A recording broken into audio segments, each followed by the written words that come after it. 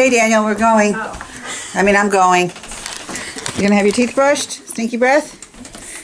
I'll see you in a couple hours. We're gonna go to therapy later. Yeah. What time is it? All right, can I say bye to Mom? Are you having an issue right now?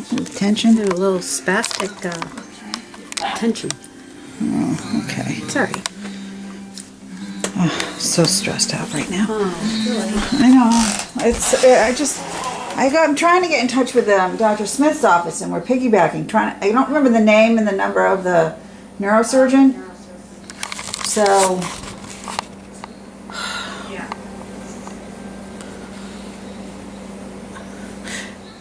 it's too much for my brain. So, yeah, I gotta go. Yeah, so today is, what is today? It is 16th of April. Okay, here's a really nice thing. It's a beautiful day. Look at the blue sky. And it would be really nice when you have some green again. It's like the leaves are taking forever. Maybe this is normal. I don't even know anymore. So yeah, I'm going to work for a few hours. I feel like I'm a wad of peanut butter and someone's just like spreading me all over this giant piece of bread. And I'm everywhere. That's how I feel. And so, even this morning, it's so late. I wanted to be to work at 9 o'clock. It's 10:30.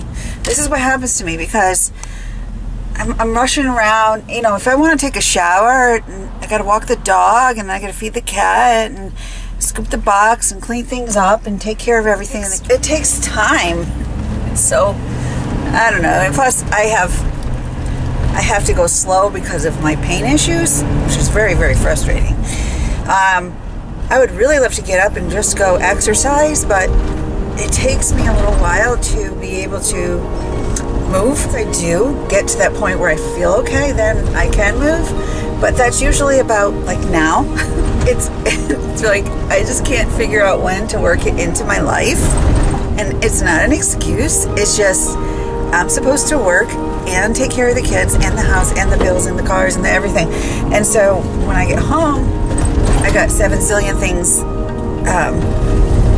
that everybody is needing me to do. Taking her walk. That could be me, taking my walk with my headphones on in the sunshine. But I'm going to my insurance office now because I work there. Anyhow, I analyzed things this morning. I was doing and I highly recommend it, a mindfulness training exercise. I have an app on my iPhone called Mindfulness Daily, and it keeps a log, and it's sort of like a journey through mindfulness, and it helps you to focus on just being in the moment and not letting your thoughts overwhelm you, because it's proven that if you have too many thoughts going on at once, you're not a happy person. Like, you're more happy when you're centered and you're focused, which is very true, I think. So I was trying to kind of organize my brain in terms of why do I always just flip back into this like manic mode, because the thoughts come pouring back into my head. Number one, there's Daniel, and Daniel has therapy needs, equipment that needs to be taken care of, doctors that need to be called and that I'm playing tag with, appointments that need to be scheduled, blood work that needs to be taken. We are supposed to be swimming a couple times a week at the Y to keep our scholarship. School issues, his IEP is coming up, and that's just a few things about Daniel. So Daniel is an enormous amount of responsibility for me, from A to Z, from Z to A, from toe to the tip of his nose, from his head to his butt. I mean, everything in his body is in need of management because of his issues, and keeping him healthy and safe and happy is my number one goal in life. Number two is Thomas, who is my 14-year-old son at home. All of his music needs, paying for his instruments, setting him up for stuff, scheduling all of his concerts and festivals, scheduling his summer program. And then there's his health. Unfortunately, he's like me, and he's overweight, and we need to exercise. And Thomas has always been a big kid. I mean, he was 11 pounds, 12 ounces when he was born. So he's a big boy. But we don't eat well at home, so we really need to focus on that. So changing the whole eating strategy at home, you know, that's another responsibility that I don't do and I fail at, and I'm always thinking about. Number 3 is Sarah, who is at college but still has, she still needs me. I mean, your kids are in college, but there's a huge responsibility for parents to make sure that all the paperwork gets filed on their end, so that all the financial aid goes through, so that things flow.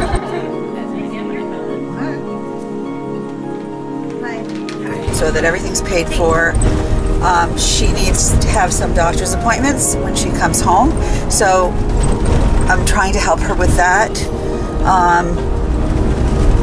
So that's, you know, and just in general, she's still my daughter, and a part of my life, so I'm a part of her life, and just keeping in touch with her and knowing what's happening, how she's feeling, what she's doing, how she's doing in school, how she's doing with her sorority, and then there's Henry, who's my dog.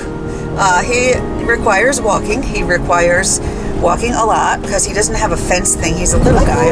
Over, good boy. Good job. All the way. All the way. Very good. And such love. And then there's my husband, who he works full time, so he's a hard worker, and I worry about him because he doesn't really take that great care of his health. He always has back pain or headaches, and kind of a grumpy guy. And then other times he's hysterically funny. But we had said we were going to work on date nights and stuff like that, and I found a marital program I'd like to go to. It's called Keeping the Laughter in Your Marriage. It's done at my church, so I think I'm going to sign us up for that if it's not already. Yeah, so there's John in our marriage. That is so important too, and it's so neglected. Then there's my house that is number one. All of the things in the house, you know, from the furnace to the painting to the furniture, and all that. I have to get someone to fix like a crack in the chimney and foundation issues or whatever comes up. So there's that. I don't even know what number I'm at. Daniel, Thomas, Henry, Sarah. 5 was the house. 6 is the cars. The cars all need like new tires and oil changes and to be cleaned. And John's forever saying, "Did you take your car for an oil change yet?" And I'm like, "No, I gotta do that." My little car that I drive, the Corolla, yeah, that was 6. So number 7 would just be family. I'm scheduling a vacation and making arrangements and trying to figure out if we can pay for it, and scheduling flights, and we have to go nonstop. And then the planning for bringing Daniel down to Florida takes months of work. I got to ship stuff. I got to plan stuff. I got to have things lined up. So I'm doing that. 7. And then there's me, and there's Julie. Julie's work, which is at Allstate. Julie's health, which sucks because I should be eating healthy and exercising and going to church. And so all the aspects of my life that need to be attended to, spiritual, family, health, love, it's like all over the place. So we all have lots of numbers in our lives. I don't know if I have a lot of numbers compared to other people, but I feel like I can't stop the thoughts from ping-ponging around inside my head like crazy. The end of the day comes and I just think about all of the things that I've done, but then there's always so much left behind. And It's all necessary. That's the problem. And it's like, I'm so stressed out. I'm like, I feel like my heart beating really fast, and then I get nauseous. And I just realized at this moment that I did not eat today. So when I get there and I start doing stuff, I'm going to be sick to my stomach. Time I'm there, there's always those thoughts in my head like, Jesus, I should be calling that neurosurgeon. I've been trying to reach the surgeon for Daniel. Daniel needs to go for a consult. That should be more important, but yet I have to do this, I have to do that, and then last night John says something like, I'm tired, I need to go to bed. I don't frolic around all day. Quote unquote. So there's a perception problem, but whatever. I don't even care anymore. I'm just gonna like enjoy the sunshine and try to revert back to my mindfulness training and get into one place at one moment. I really want to go to Starbucks, but I don't even feel like stopping by Starbucks. Okay, that's enough.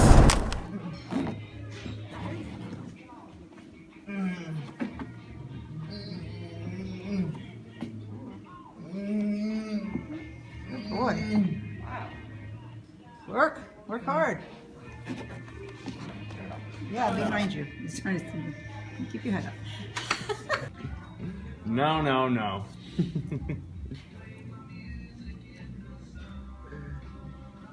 Tree An pollen? itchy eye? Yeah. Poor guy. He went for a walk with Judy Tuesday, came back, his whole face was all puffy and he was congested and yeah, I think Okay, I'm home. I went to work for like, 4 hours. I think I accomplished quite a bit. My hair's all a mess. Going in the house now to get to get Daniel and Thomas and Dale's nurse, and we're gonna go do a lot of running around. Thomas needs to go bowling again to practice for his tournament. So nice out. Where's my puppy dog? Should have taken the garbage to the dump, but I did not. I did not take the garbage to the dump. Let's see what's going on in the house. Is anybody home? Oh, what a mess. Hi, Theo. Theo's here. Oh, my boy. Look at this boy. Look at him. Hi. Hi, sweetheart. Babies. What a good boy. I know. Hi. You happy to see me? So happy. When cats do that, they're happy when they roll around. Yeah. So hi, friends. Apparently, Frontier Communications turned off my internet.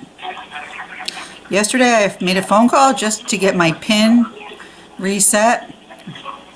And yeah, they looked at their thing and they said, oh no, you requested to have your internet shut off. Been on hold for 15 minutes now. Are you serious? This is awful. I can't upload, I can't do anything because Frontier shut off my internet. Who shuts off anybody's internet? Who doesn't need it? Like, what? All I wanted was to change my PIN. She's like, oh, you're in a different service plan. We should put you in this one. You'll save money. I didn't ask that. I just wanted to change my PIN, and the PIN she gave me doesn't even work. Still don't know what my voicemail is. Listen to this music. It is awful.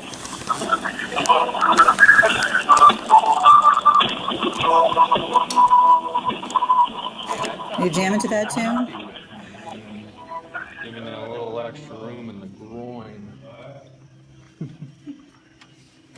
Alright, ready? I know. Let's do it. He's more bouncy and active now. Yeah. I think his legs feel lighter. Well, he's certainly stepping better.